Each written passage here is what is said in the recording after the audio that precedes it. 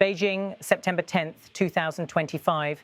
The Chinese Ministry of Foreign Affairs stepped into the spotlight once again on Wednesday as its spokesman Lin Jian outlined Beijing's next steps in European diplomacy and responded to mounting international pressure over the ongoing war in Ukraine. China's top diplomat, Wang Yi, a seasoned figure in the nation's foreign policy establishment and a member of the political bureau of the Communist Party of China Central Committee, is preparing to embark on a multi-country European tour. His destinations will be Austria, Slovenia and Poland, three countries positioned at the heart of Europe's strategic debates. This visit, scheduled for September 12th to 16th, comes at a delicate moment. Europe remains deeply unsettled by the continuing war in Ukraine, while tensions between Beijing and Washington have intensified over trade measures and China's role in the global economy.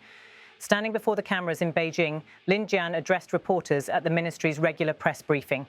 With the eyes of the international press corps fixed upon him, he wasted little time in making the announcement. Lin Jian, Chinese Foreign Ministry spokesman, said, member of the political bureau of the CPC Central Committee and Minister of Foreign Affairs, Wang Yi will visit Austria, Slovenia and Poland from September 12th to 16th.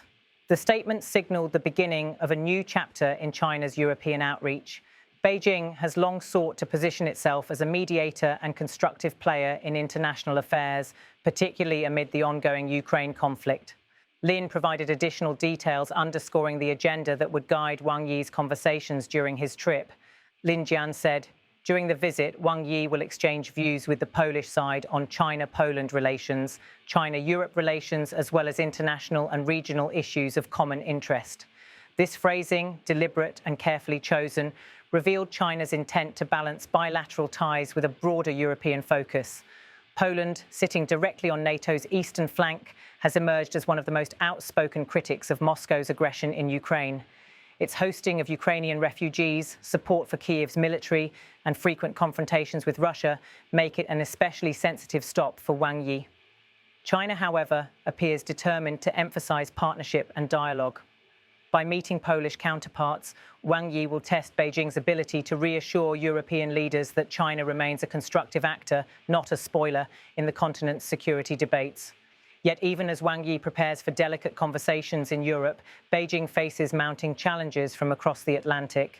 At the same press conference, Lin Jian was asked about reports that former US President Donald Trump, now once again at the center of American political debate, had suggested Washington was ready to expand tariffs against countries like China and India if the European Union pursued similar measures to pressure Russia. The suggestion was blunt, that nations buying Russian oil, including China, could face punitive trade measures if they were seen as indirectly supporting Moscow's war effort. For Beijing, such rhetoric represents both an economic threat and a political provocation. Lin's response was unequivocal, delivered with the kind of firmness that has become characteristic of Chinese diplomacy in recent years. China's position on the Ukraine crisis has always been consistent, upholding an objective and fair stance. China is neither the creator of this crisis nor a party to it. We firmly oppose the practice of constantly dragging China into the issue, and we firmly oppose the imposition of so-called economic pressure on China. The statement was carefully structured, but unmistakable in tone. By describing China as neither the creator of this crisis nor a party to it, Lin sought to carve a clear distinction between Beijing and Moscow, even as critics in the West accuse China of enabling Russia through its continued economic ties.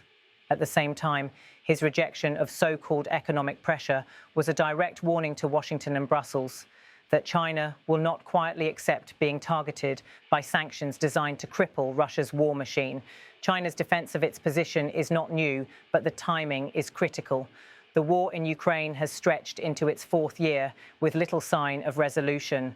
Russia's recent escalation, including drone incursions into NATO airspace, has raised fears across Europe of a broader confrontation. Meanwhile, US policymakers, under growing political pressure at home, are searching for new ways to tighten Moscow's financial lifelines. Energy exports remain central to Russia's survival. With Europe cutting back on Russian oil and gas, buyers like China and India have become increasingly important for the Kremlin. For Washington, this creates both frustration and leverage. Threatening tariffs on those buyers is seen as one way to undermine Moscow's revenue, but it also risks inflaming relations with Beijing and New Delhi. China, for its part, insists it has not taken sides.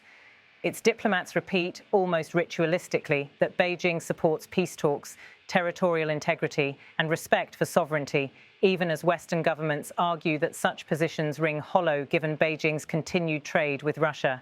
Europe's role. The inclusion of Austria and Slovenia in Wang Yi's itinerary also offers clues about China's strategy.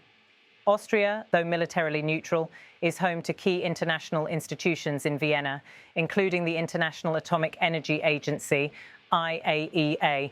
Slovenia, a small but strategically located country in Central Europe, has recently drawn Beijing's attention as it recalibrates its foreign policy between Brussels, Washington, and Beijing. By visiting these nations, China is signaling that it will not confine its diplomacy to the continent's largest capitals. Instead, Beijing is seeking to broaden its footprint, cultivating relationships in both larger and smaller European states.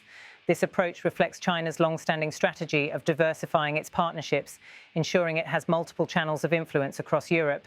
Inside the ministry's press room, the atmosphere was tense but familiar.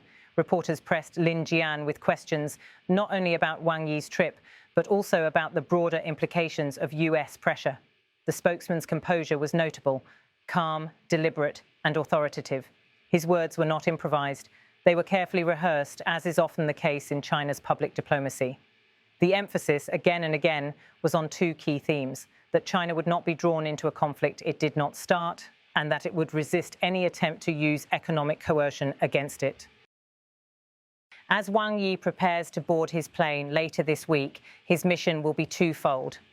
On one hand, he will attempt to reassure European partners that China remains open to dialogue, even on the most contentious issues of the day. On the other, he will project strength and resolve, making clear that Beijing will not bend under US threats. The success of this mission is far from guaranteed. European leaders are divided in their approach to China. Some see Beijing as a critical economic partner, others as a strategic rival. Poland, in particular, may prove to be a challenging audience, given its deep mistrust of Moscow and suspicion that China has been too lenient toward Russia. For Beijing, the stakes could not be higher.